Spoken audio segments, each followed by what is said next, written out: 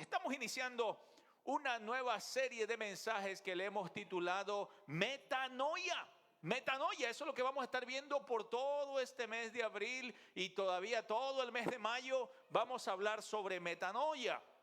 Y metanoia es una palabra griega que quiere decir cambio de mente o cambio de dirección. Y cuando nosotros vemos la palabra metanoia bajo la lupa de bíblica, metanoia quiere decir arrepentimiento. Y cuando el arrepentimiento llega genuinamente al corazón del pecador, involucran tres áreas de la personalidad del hombre. Y el gran teólogo alemán del siglo XIX, Erich Sauer, lo explica cuando dice que el arrepentimiento es una acción de tres dobleces. Primero dice que llega el entendimiento, que es cuando la persona tiene conciencia de que ha fallado. Segundo, afectan los sentimientos, que es cuando la persona siente dolor porque ha cometido una falta. Y tercero, se activa la voluntad, que es un cambio de mente, que es cuando llega el punto de la metanoia. Y el mejor ejemplo que nosotros tenemos con estas tres implicaciones lo podemos ver en el Salmo 51. Y quiero que vayamos al libro de Salmo 51, donde nos habla de esta metanoia. ¿Cómo sucede? ¿Cómo sucede ese arrepentimiento? Este salmo es el salmo de una oración de David cuando estuvo arrepentido por haberle fallado a Dios, por haber pecado contra Dios. Y quiero que vayamos al Salmo 51, del 1 al 4, dice: ten piedad de mí, oh Dios, conforme a tu misericordia. Por tu abundante compasión, borra mis rebeliones. Lávame más y más de mi maldad y límpiame de mi pecado. Porque yo reconozco mis rebeliones y mi pecado está siempre delante de mí. Mire lo que dice el 4, dice: contra ti y contra ti solo he pecado y he hecho lo malo ante tus ojos. Seas tú reconocido justo en tu palabra y tenido por puro en tu juicio. El contexto de este salmo es referente al pecado de David con Betsabé. Cuando todos los reyes iban a la guerra, la historia bíblica dice que David se quedó en el palacio y mientras él caminaba por la azotea, vio a una mujer que estaba bañándose allí en la azotea. Y de repente, cuando él estaba viendo a esta mujer, aparentemente la espiaba constantemente. Y un día él decidió llamar a esa mujer que se bañaba, que se miraba tan hermosa. Y los siervos de David le dijeron: ella es Betsabé y es una mujer casada con uno de tus grandes guerreros, Urías. De hecho, Urías ahora mismo está peleando en la guerra a la que tú no fuiste. Él está allá ahorita batallando. Pero con todo y eso, David la mandó a llamar, y después la historia parece que ya la mayoría de nosotros la sabemos. Él se acuesta con Betsabé, David se acuesta con Betsabé, y entonces ella queda embarazada. Y por último, para tratar de ocultar ese pecado, David manda a matar a este gran guerrero, manda a matar al esposo, a la esposa de Betsabé. Y yo me pregunto, ¿cómo es posible que un hombre como David, un hombre reconocido como el cantor de Israel, un hombre reconocido como el hombre conforme al corazón de Dios, cómo era posible que este hombre llegara a ese punto de convertirse en uno asesino? ¿Cómo era? Bueno, eso lo podemos ver nosotros a través de que el pecado llega de una forma sutil. Él pudo haber pensado que no había nada de malo con mirar a esta mujer que se bañaba. No hay nada de malo que yo esté aquí viendo nada más, no habrá problema. Él pudo haber pensado: no hay nada de malo que yo converse con una mujer casada. Me dicen que es casada, pero no hay problema, solamente estamos conversando. No hay ningún problema con eso. Él pudo haber pensado entonces que todo estaba bien.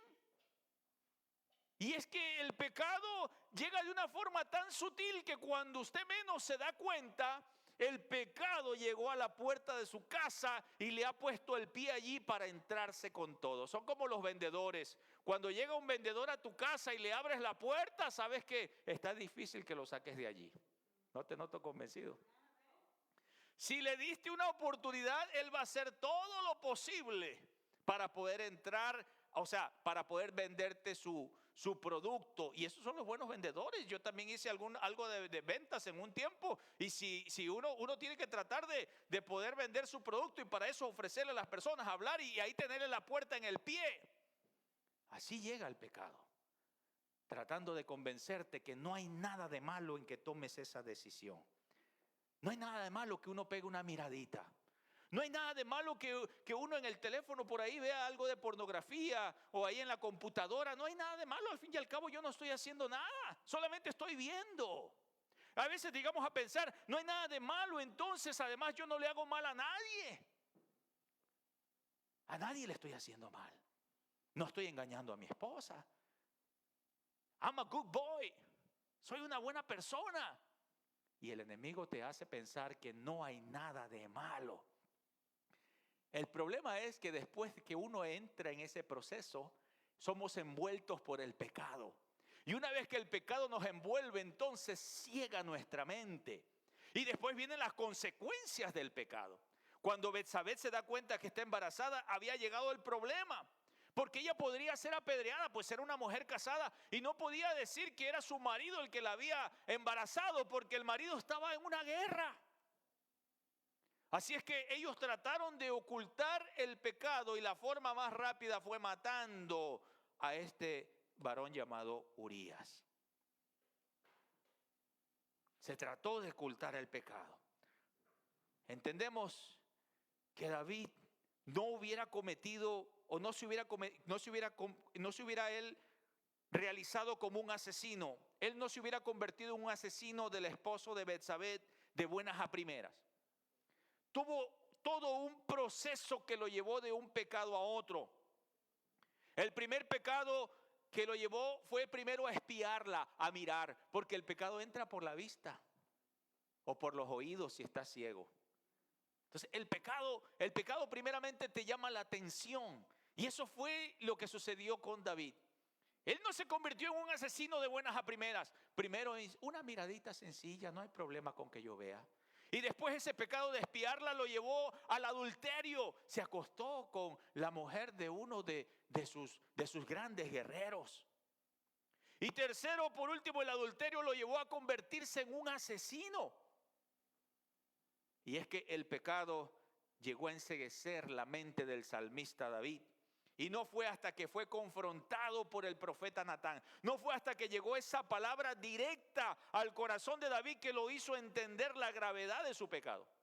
Segunda de Corintios 4 dice que el diablo ha enceguecido la mente de los incrédulos para que no les resplandezca la luz del evangelio de Cristo.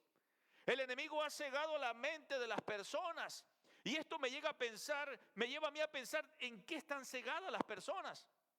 El mundo de hoy está cegado en cuanto a la salvación, en cuanto a la vida eterna. Hay algunas personas que dicen, pero yo de qué tengo que salvarme si yo estoy bien. Yo de qué tengo que salvarme si todo está bien en mi casa, yo tengo trabajo, tengo familia, tengo todo.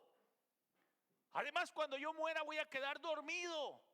O cuando yo muera, ahí se va a acabar el corrido. Hay personas que piensan así. Pero la realidad es que la Biblia me habla de un cielo precioso que Dios nos quiere llevar. Hay un cielo hermoso que Dios quiere llevarnos.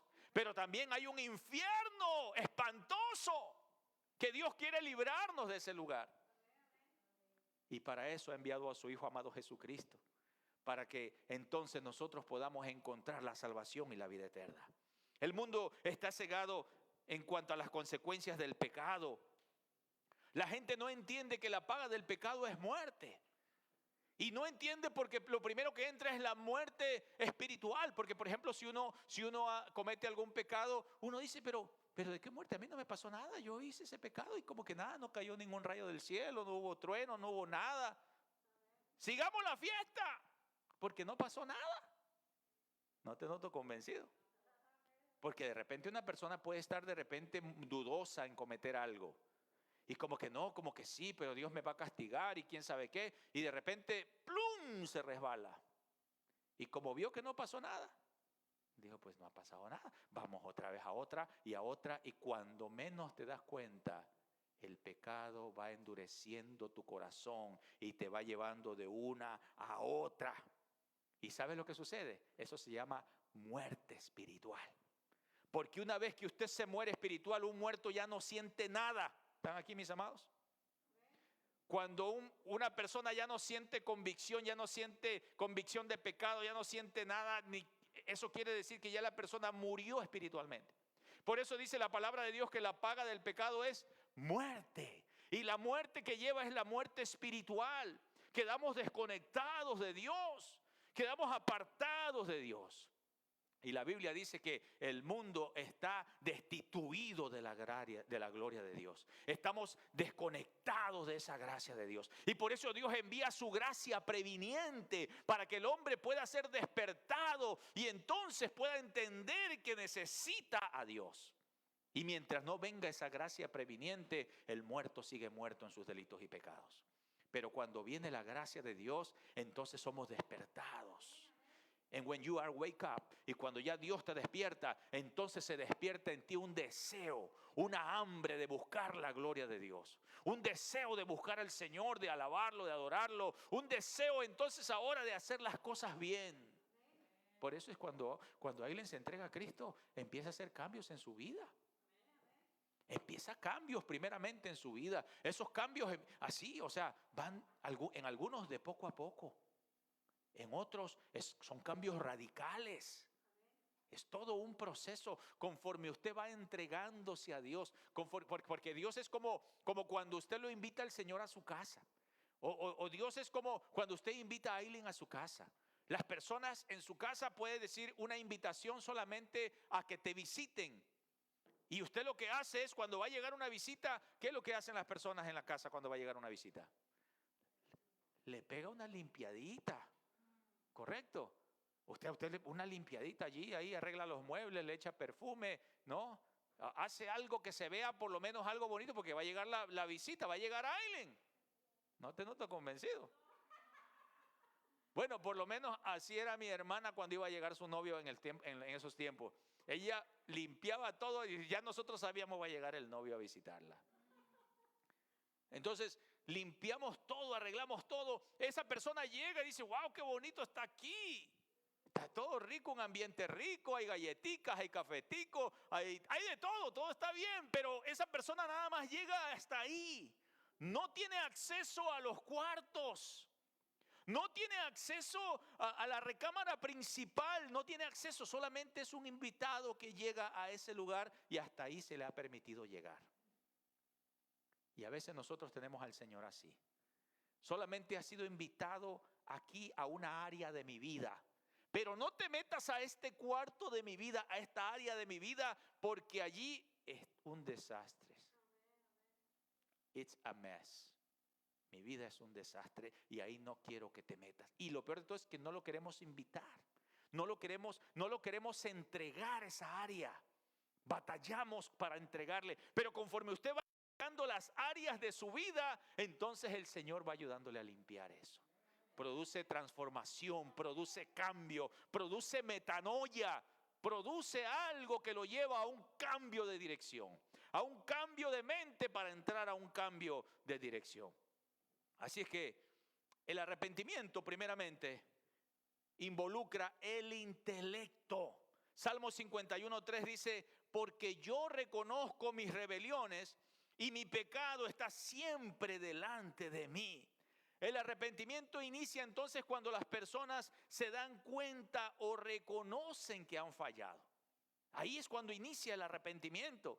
David no le estaba echando la culpa a Betsabé. Él está diciendo en este pasaje, yo reconozco, él dice, yo reconozco que yo he pecado. Pero es interesante saber esto, que el reconocer no es suficiente para experimentar metanoia. El reconocer no es suficiente para experimentar el arrepentimiento. En la Biblia podemos encontrar varias personas que reconocieron que estaban mal, que habían fallado. Por ejemplo, el faraón. Cuando le llegó la plaga de granizo y fuego que cayó del cielo, él dijo, he pecado. O sea, si usted ve un terremoto que se viene o un maremoto o usted ve que se abre la tierra, ¿acaso no reconoces en ese momento? Hay personas que le llegó una enfermedad, le llegó, ay papito, Le llegó algo duro y entonces en ese momento pides a todo el mundo que ore por ti. Y llamas al pastor y a todo el mundo y a veces no te contestan. No te noto convencido. Y a veces eso es para que reconozca tú mismo allí que eso es algo entre tú y Dios. Y es interesante que el faraón reconoce, pero eso no lo llevó al arrepentimiento. Él reconoció. El profeta Balaam, cuando iba cegado porque iba a ir a maldecir al pueblo de Dios porque le habían ofrecido dinero, él va cegado. Y cuando la burra se detiene, usted sabe la historia, cuando la burra se detiene es porque hay un ángel. Y el ángel entonces le dice, si esta burra se hubiera movido, te hubiera matado a ti, le dice el ángel. Y el profeta dice, he pecado. Otro más que reconoce. Judas, cuando se da cuenta que ha entregado al Hijo del Señor, que ha entregado una sangre inocente, dice, he pecado. Todos estos personajes se dieron cuenta de su pecado. Se dieron cuenta que habían hecho mal. Pero el darse cuenta no es suficiente. Tenía que producir un paso más, un cambio más para llegar a que suceda un verdadero arrepentimiento. Hay personas que solamente se quedan en reconocer y en decir, estoy mal, yo sé, pastor, estoy mal. Sí, yo sé que estoy mal. ¿Y qué estás esperando? No te noto convencido. ¿Qué estás esperando? Porque si nosotros seguimos en ese pecado, en esa maldad, por último terminaremos desconectados completamente de la gracia de Dios.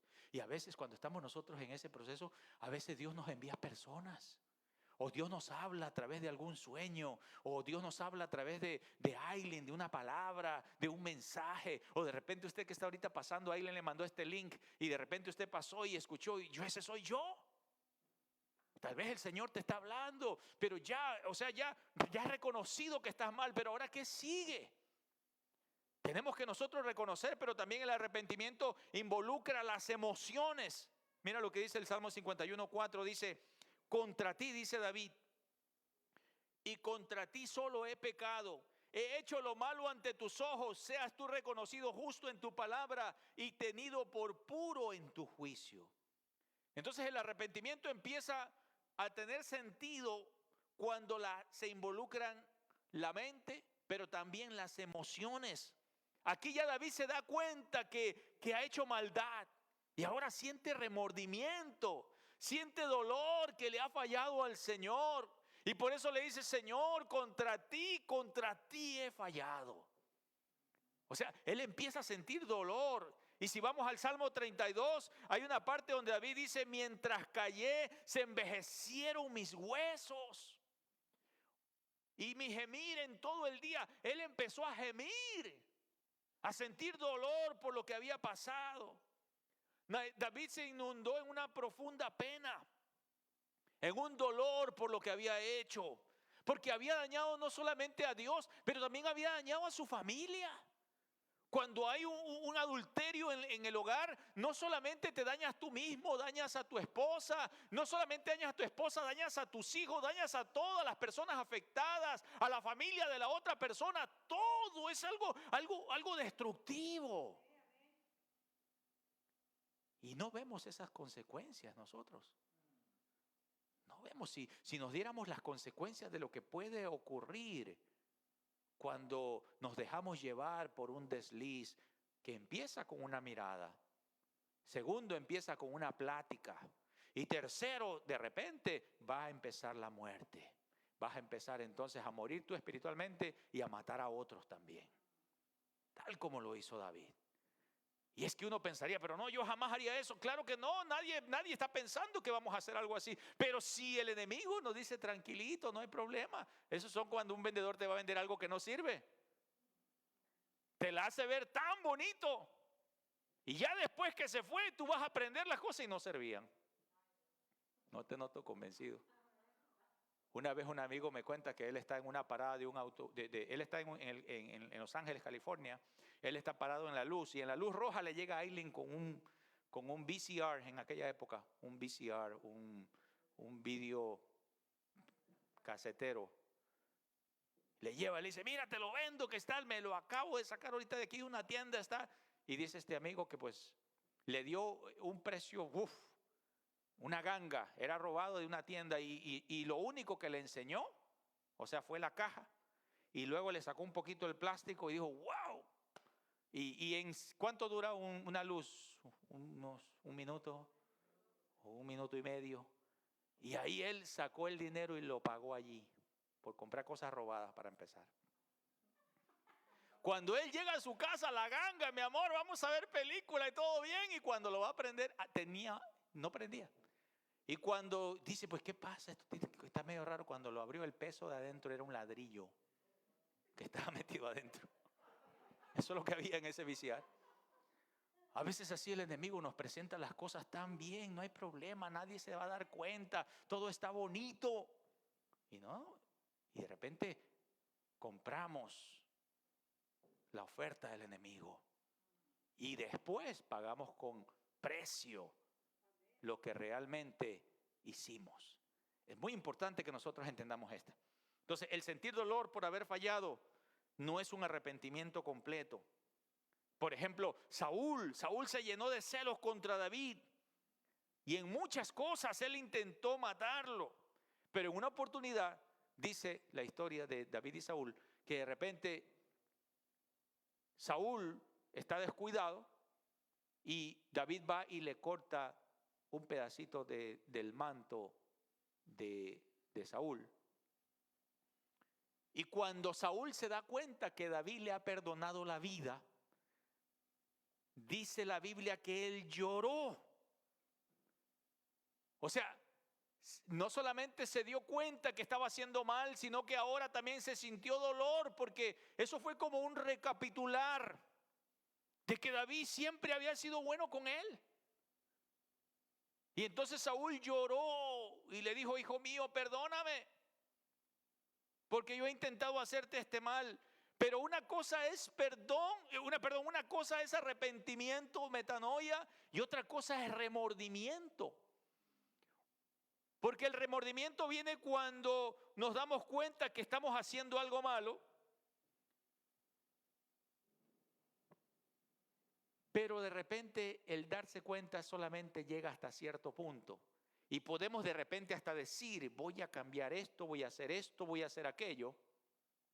Pero si nos quedamos solo en ese nivel, de repente cuando vienen esos pensamientos otra vez negativos que nos dicen, esta persona no solo te hizo esto, sino aquello, entonces queremos llegar otra vez. O sea, ese arrepentimiento no se convierte en algo genuino hasta que no dejemos que Dios obre en nuestro corazón. Porque luego puede llegar la vocecita del celo o del odio para revivir la ira.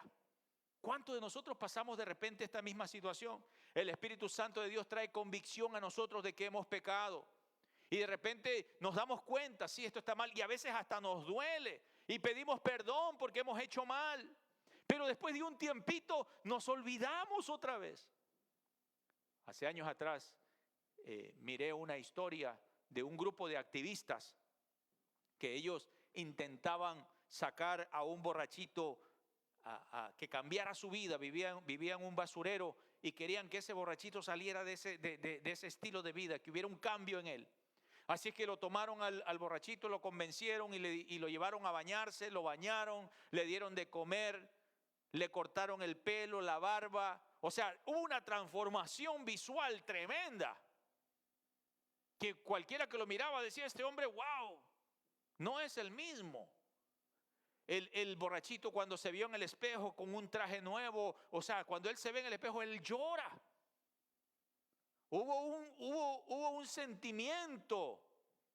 O sea, llegó un momento a sentir que estaba mal y que ahora podía haber una oportunidad en su vida. Ahí llegaron personas y llegaron con cámara, le ofrecieron trabajo. Al otro día él ya tenía un trabajo. Y le dijeron al otro día a las 8 de la mañana tienes que estar en este lugar, en esta oficina, ahí vas a empezar a trabajar. Al otro día estaban esperándolo que llegara el borrachito y no llegaba. Y no llegaba y eran las 8 y las 9 y no llegaba. Y lo fueron a buscar y estaba en el basurero. Otra vez. Porque el verdadero arrepentimiento tiene todo un proceso. Y a veces hay ataduras de por medio que tienen que ser liberadas. Es todo un proceso que no es solamente decir yo y aquí voy. Es todo un proceso que tenemos que tener nosotros intención. Tenemos que ser intencionales para que Dios haga esa obra poderosa en nosotros. El verdadero arrepentimiento también involucra entonces la voluntad. Salmo 51:7 dice: quita mi pecado con hisopo y seré limpio, y seré más blanco que la nieve. El verso 10 dice: crea en mí, oh Dios, un corazón puro y renueva un espíritu firme dentro de mí. David deseaba que sucediera un cambio radical en su vida. Él ahora quería hacer lo bueno. Pero David no se limita solo al querer. Él está pidiendo a Dios que Dios haga un cambio radical en su mente y en su corazón. Porque ¿sabes qué? Que aunque nosotros querramos cambiar, nosotros no podemos cambiar por nosotros mismos. Tiene que ser Dios en nosotros el que hace la obra. Es el Espíritu Santo de Dios el que hace esa transformación en nosotros. Es el Espíritu Santo de Dios. Pero yo tengo que disponerme. Yo tengo que abrirle la puerta del cuarto de mi casa y decirle: this is a mess. My life is a mess. But I want you to come inside, Lord. Yo quiero que entres a mi casa. Que entres a todas las áreas de mi vida y hagas esa obra que yo no puedo hacer. Entonces, ¿está en nosotros? Claro que está en nosotros, que le invitemos a Dios a que haga esa obra en nosotros. Dios nos da la oportunidad cientos de veces, miles de veces. Dios envía su gracia constantemente, pero nosotros tenemos la libre decisión de aceptarla o dejarla. Dios es un caballero. Dios quiere que usted abra su corazón, su mente, su vida. Y cuando nosotros decidimos ir por el otro camino, entonces de repente esa se llama la voluntad permisiva de Dios. Dios dice: lo voy a permitir.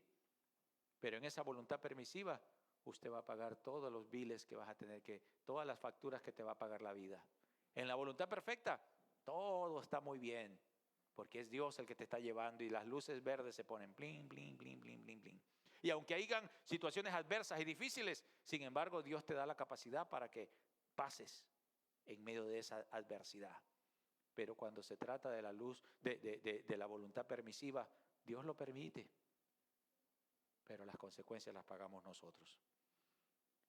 Así es que David en la Biblia, así como David en la Biblia, encontramos otro ejemplo de metanoia o de lo que es un verdadero arrepentimiento. Por ejemplo, el hijo pródigo le pide a su padre la herencia de todos los bienes y va y vive perdidamente. Pero de repente, hasta que le llega la desgracia, entra en razón y dice: he pecado. ¿Pero qué estoy haciendo? Yo estoy comiendo comida de cerdos. Pero si en la casa de mi padre, entonces le entra la razón. Se da cuenta. Antes no se daba cuenta, porque eso es lo que pasa con el pecado, nos ciega. Pero de repente se da cuenta que ha fallado. Y cuando él se da cuenta, dice: voy a ir a la casa de mi padre y le voy a decir que me convierta como uno de sus jornaleros.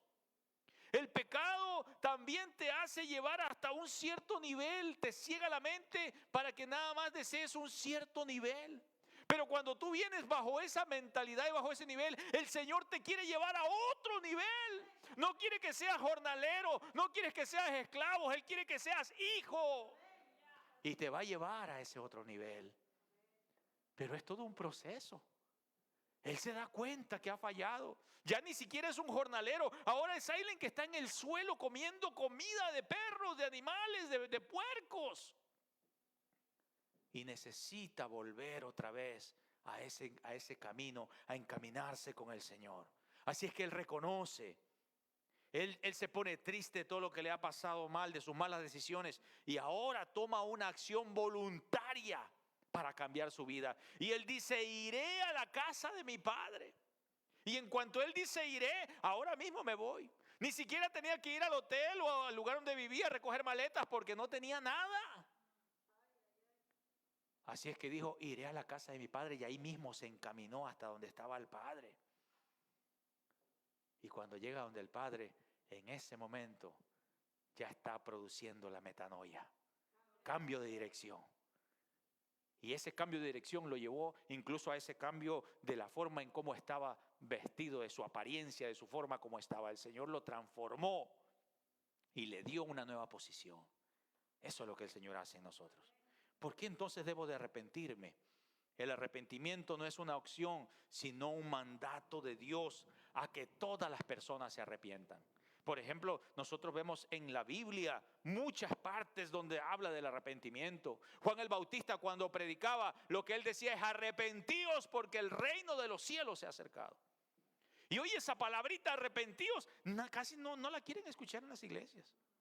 Usted escucha en las iglesias: el Señor está contigo, sigue adelante. Y eso es bueno, pero no les gusta escuchar arrepentimiento. El Señor está contigo, sigue adelante. Sí, así como tú vas, sigue lo que hay en tu corazón. Aleluya, sí, esto y el otro. Pero cuando dice arrepiéntete, uy, eso no es de Dios. Por eso es que ahorita una iglesia que comience a predicar arrepiéntete, quedan 2, 3, 4. Porque la gente no quiere escuchar metanoia, no quiere escuchar arrepentimiento. Y la realidad es que la iglesia tiene que arrepentirse. La iglesia tiene que arrepentirse. Queremos ver arrepentimiento, tiene que iniciar por nosotros mismos. Cuando nos arrepentimos, cuando hay ese paso de reconocer que hemos fallado, de sentirnos mal que hemos fallado, y de entonces iniciar el journey al cambio, cuando iniciamos ese camino que nos cuesta, que vamos haciendo esos cambios radicales en nuestra vida, estamos nosotros liderando el cambio para nuestra nación, liderando el cambio para nuestros jóvenes, para nuestros niños del futuro. Queremos nosotros que nuestros niños tengan un cambio, tiene que iniciar por nosotros mismos. Si va a haber metanoia, si va a haber arrepentimiento, cambio de dirección, inicia con nosotros. Inicia con el liderazgo de la iglesia, inicia con el liderazgo de los papás. Y entonces vamos a ver todo lo demás llegar a ese punto. Cuando Jesús predicaba, él igualmente decía: arrepentíos porque el reino de los cielos se ha acercado. Es un mandato. No es un si quieres, no es un si puedes. El Señor nos dice: arrepentíos, arrepiéntete. Y cuando nosotros llegamos a ese punto, vamos a empezar a ver la mano del Señor. Debo de arrepentirme porque la falta de arrepentimiento también me separa de Dios. La Biblia dice que sin santidad nadie verá al Señor. La santidad de Dios demanda justicia, y esa justicia Dios la dio a través de su Hijo en la cruz del Calvario. Y lo único que tenemos que hacer es venir a esa cruz y pedirle perdón al Señor. Arrepentirme, reconocer que soy un pecador, que le he fallado y que necesito un cambio. Y solamente el Señor lo puede hacer cuando yo doblego mi vida ante el Señor. El arrepentirme entonces es lo que Dios quiere que nosotros hagamos. Que nosotros lleguemos a ese punto de una metanoia, de un cambio de dirección. Póngase de pie, por favor.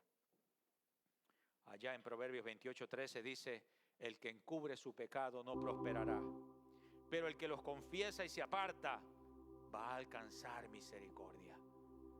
Llegó una etapa en la vida de David que él encubrió su pecado. Todo parecía bien. Habían mandado a matar a Urías. Ya Urías estaba muerto. Dijo: vamos a esperar un par de meses para que no haya tanto alboroto, y ya me caso con Betsabé. Y ya casado con ella, pues ya nadie lo sabe, todo está bien. Solamente lo saben mis más íntimos amigos del reino, del palacio. Pero ellos saben que si ellos hablan algo les mocho la cabeza. Así que todo está bien, no hay problema. Y todo parecía tan bonito, vaya, todo estaba bien. No había problema. Y de repente, ante los ojos de Dios, David había cometido un pecado fatal. El hombre conforme al corazón de Dios se había convertido en un asesino. Y el amor de Dios es tan grande que le envía a un profeta. Y eso es lo que hace Dios, mi amado. Quiera Dios que este mensaje usted no lo tome para mal, sino para bien. Porque es Dios el que dice, wake up, church. Es Dios que nos dice, despierta. Volveos a mí y yo me volveré a vosotros. Volvámonos a ese primer amor, a esa entrega genuina con Dios. Y cuando llega el profeta le cuenta una historia a David de Ailín que se había llevado la ovejita única de una persona que tenía una oveja, y que esta persona, este hombre que se le llevó la oveja tenía muchas ovejas. Y el rey David dice, ese hombre merece la muerte. Y Natán le dijo, ese hombre eres tú. El Señor te dice que Él fue el que te puso en la posición donde tú estás. Y te ensoberbeciste. Y ahora mira lo que has llegado a hacer. Lo más precioso es que David en ese momento cae a los pies del Señor y reconoce que ha fallado. David pudo haber extendido su cetro y pudo haber dicho, mátenlo al profeta, que no se sepa en ningún otro lugar. Pero en ese momento hay una convicción en David y reconoce que él está así, que él ha fallado, que está seco espiritualmente, que su verdor se había convertido en un sequedal de verano, que aquella pasión que había en él de ir a la casa de Dios, de alabarlo, de adorarlo, de levantar sus manos, de decirle, Señor, gracias por tu presencia en mi vida, se había muerto. Ya no existía esa pasión. Él llegaba allí por un compromiso, porque era el rey y tenía que estar allí. Pero no había pasión, no había hambre de Dios, no había sed de Dios. Era un sequedal de verano su vida. Y cuando llega aquella palabra, él reconoce y él dice, Señor, reconozco que contra ti solo he pecado. Y el pecado está hoy delante de mí, Señor. Reconozco que te he fallado. Lávame con hisopo y seré limpio. Límpiame de toda mi maldad, Señor. Casi puedo ver en ese momento de arrepentimiento al mismo Señor poniendo sus manos allí donde está David tirado en el suelo y diciéndole, no te preocupes, David. You and I, we're going to walk through this thing. Vamos a caminar juntos. We're going to walk together in this process. Vamos a caminar en este proceso de restauración en tu vida. Don't be afraid. El mundo lo sabrá, pero no tengas temor. Vamos a ir en ese proceso. ¿Van a haber consecuencias? Sí, van a haber consecuencias.